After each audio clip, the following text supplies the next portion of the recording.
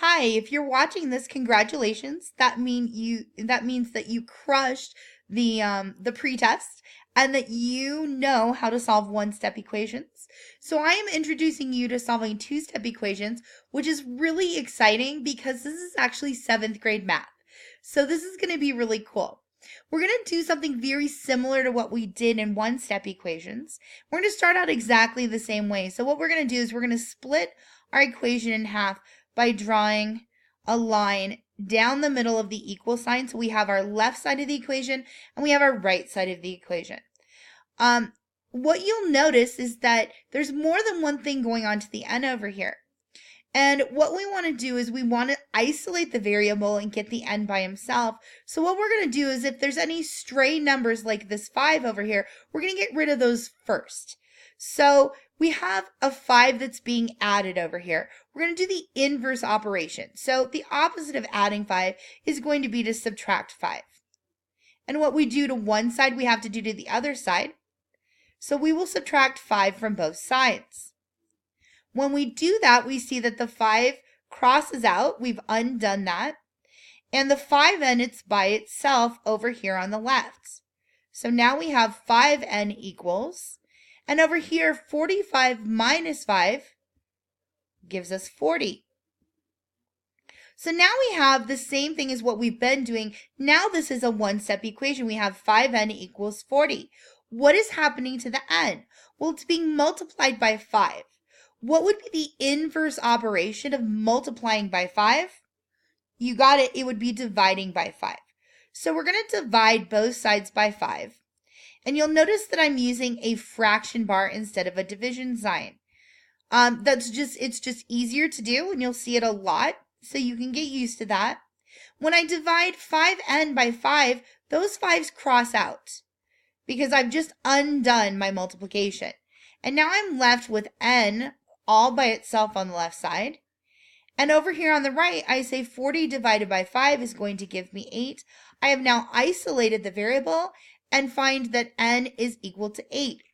I'm not just going to accept that as fact. I'm going to substitute it back in to check and make sure I'm right. So instead of 5n, I have 58. Did you catch that? No, I don't have 58. I have 5 times 8, right? I have 5 times 8 plus 5 equals 45. And now I'm going to solve using PEMDAS to check and make sure that this is a true equation. So PEMDAS tells me I'm going to multiply first. So 5 times 8 gives me 40. Sorry about that. 5 times 8 gives me 40. Plus 5 equals 45. And in fact, we know that 40 plus 5 is 45. So we know that this is a true equation because we have the same thing on both sides of the equal sign. This is a true solution, and n does in fact equal 8. Let's try one more. So over here, we're going to start again by putting the line down the middle of our equation. And again, we're going to start with the thing that's furthest away from y. So we have this little minus 3 hanging out here. The inverse operation of that, of course, is going to be to add 3 to both sides. So we will add 3 to both sides. And when we do that, we get these crossed out, leaving y over 6 on the left. Y over 6 on the left. We have the equal sign here. And on the right, we have 11 plus 3. So 11 plus 3 is 14. 11 plus 3 is 14. Now, what is happening to the y? Well, the y is being divided by 6. What would be the inverse operation of dividing by 6? Multiplying by 6.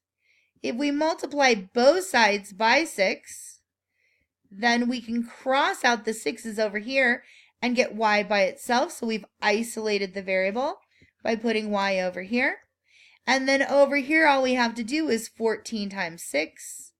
And I don't have that memorized, so I'm going to do it the old-fashioned way. 6 times 4 is 24. Carry the 2.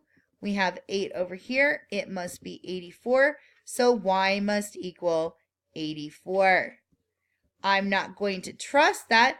I will substitute that back in, but I want you to have time to work this on your own. You know how to do substitution. So I'm going to let you try some of this on your own on iExcel. Good luck.